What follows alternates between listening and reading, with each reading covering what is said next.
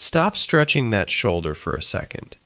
If it's not getting better or it's quietly getting worse, I can almost guarantee you're stretching the wrong thing. Here's the part nobody tells you. Shoulder pain isn't one problem. It's at least 3 different problems that all just feel like, my shoulder hurts. And each one needs a completely different fix. Guess wrong, and you're not just wasting time. For adults over 50, the wrong fix can turn a manageable ache into months of real trouble.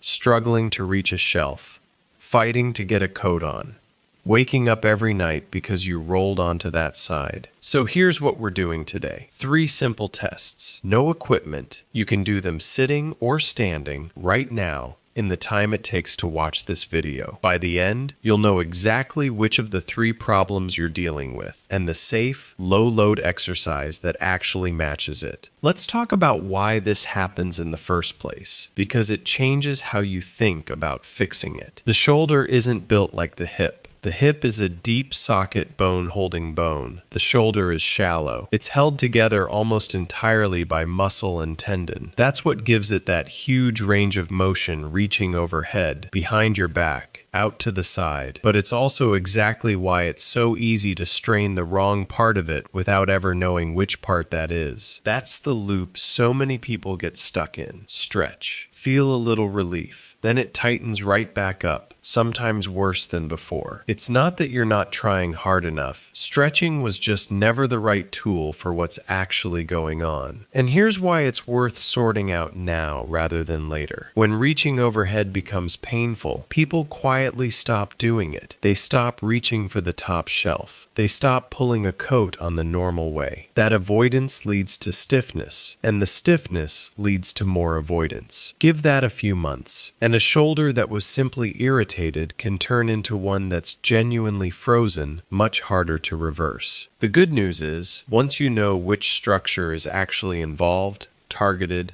low-load movement works even when the pain's been sitting there for months. Let's run the 3 tests. I've ordered them from most common to least common. Go slowly. And if anything feels sharp, stop. We're gathering information here, not pushing through pain. Test 1. Raise your arm out to the side, slowly, like you're making a snow angel standing up. Pay attention to what happens about halfway up. A pinch or a catch right there that then eases as you keep lifting that shoulder impingement. It's the classic top shelf pain, the putting on a jacket pain. The space the tendon glides through has narrowed, so it gets briefly pinched in that one stretch of the motion. If that's you, start with pendulum swings, lean forward, let the arm hang loose, and let gravity swing it in small circles, no muscling it. Then a supported table slide, hand flat on a table, gently forward and back within a pain-free range. Finish with seated shoulder blade squeezes, gently pulling the blades toward each other and releasing. Test 2. Extend your arm straight out in front, thumb pointing down, like you're emptying a can. Press down on it gently with your other hand while you resist. Pain here, or a weakness that genuinely surprises you, points to the rotator cuff itself, specifically the tendon that starts the lift. This is the one that shows up washing your hair, reaching overhead, pulling a shirt on. If that's you, start with wall slides. Stand facing a wall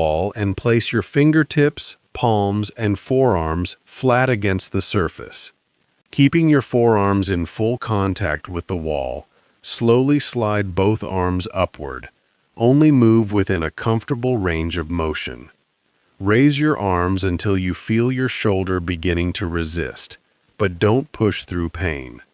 Once you reach that point, slowly slide your arms back down to the starting position. Repeat this movement 8 times, working within a range that feels challenging but remains comfortable. The goal is to encourage smooth, controlled movement, not to force the shoulder beyond its limits. Next, perform light isometric wall presses. Stand beside a wall and place your palm against it, with your elbow bent comfortably. Gently press your palm into the wall using only about 30% of your maximum effort. Hold the press for 5 to 10 seconds, then relax. Repeat 5 to 8 times on the affected side. In the early stages of recovery, the goal isn't to build strength. It's to gradually reintroduce load to the tendon, helping it tolerate movement again without triggering increased pain or irritation. Remember, these exercises should never cause sharp pain. Mild muscle effort is normal, but if your pain increases significantly during or after the exercise, reduce the range of motion or the amount of pressure you're applying. Across all three, the principle is the same. Low load, joint friendly, building tolerance gradually, never forced through sharp pain. Here's how to put this into practice. Starting today, run all three tests once, right now, and note which one gave you the clearest pinch, pain, or weakness. Then do the match sequence daily for 2 to 3 weeks, about 8 to 10 minutes, once or twice a day, staying inside a pain-free range. Retest that same movement each week and watch for the pinch, pain, or weakness easing off. If the empty contest hurt, then it means the muscles that rotate the arm outward rotator is weak with years of driving, cooking, picking up items from a shelf. If that's you, 2 exercises can fix this. The first exercise is assisted external rotation with a cane. This exercise is designed to improve shoulder mobility, particularly your ability to rotate your arm outward. It also helps restore gentle movement to the rotator cuff muscles without placing excessive strain on the shoulder. Begin by sitting or standing with good posture. Hold a cane, broomstick, or dowel with both hands. Keep your elbows bent at a 90-degree angle and tucked comfortably against your sides throughout the exercise. Your unaffected arm will do the work. Using that arm, slowly push the cane sideways, causing the affected arm to rotate outward. Allow the movement to come from the shoulder, not the wrist or elbow. Keep the elbow of the affected arm gently pressed against your side the entire time. Continue moving until you feel a gentle stretch at the front of the shoulder. You should feel mild tension, but never sharp or increasing pain. Hold the end position for 3 to 5 seconds, then slowly return to the starting position in a controlled manner. Repeat this movement 8 to 10 times, completing 2 to 3 sets. Move slowly and smoothly, focusing on control rather than how far you can rotate. As your shoulder becomes more comfortable, you'll likely notice that your range of motion gradually improves. Remember, the goal is not to force the movement, but to gently restore mobility while allowing the shoulder to heal. The second exercise is the isometric outward,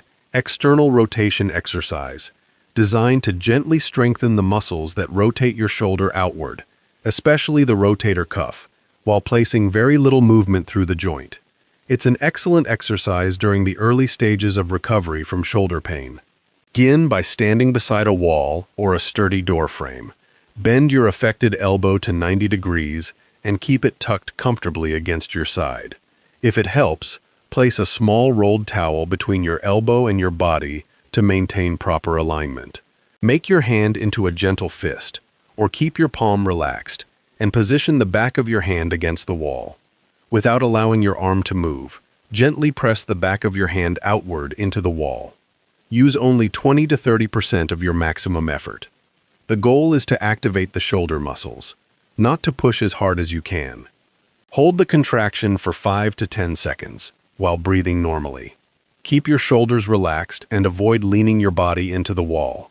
Slowly release the pressure and rest for a few seconds before repeating. Perform 8 to 10 repetitions and complete 2 to 3 sets, depending on your comfort level. Remember, this is an isometric exercise, which means your muscles are working, but your shoulder should not move. You may feel the muscles around the back of the shoulder working, but you should not experience sharp or increasing pain. With regular practice, this exercise can help improve shoulder stability and increase rotator cuff strength. One safety note that matters here: see a doctor or a physical therapist if the pain followed a fall, if the shoulder feels unstable, if it's waking you up at night. if the weakness is getting worse instead of better, or if nothing's changed after 3 to 4 weeks of consistent effort. These tests point you in the right direction. They're guidance, not a diagnosis, and they don't replace a real exam if something feels off. I want to know one thing from you. Which test, 1, 2, or 3, matched what you're actually feeling? Tell me in the comments. I read all of them, and it tells me exactly what to cover next. If breakdowns like this are useful to you, practical, no fluff, one joint at a time, subscribing means you won't miss the next one. Take care of that shoulder. You'll be reaching overhead again before you know it. I'll see you in the next one.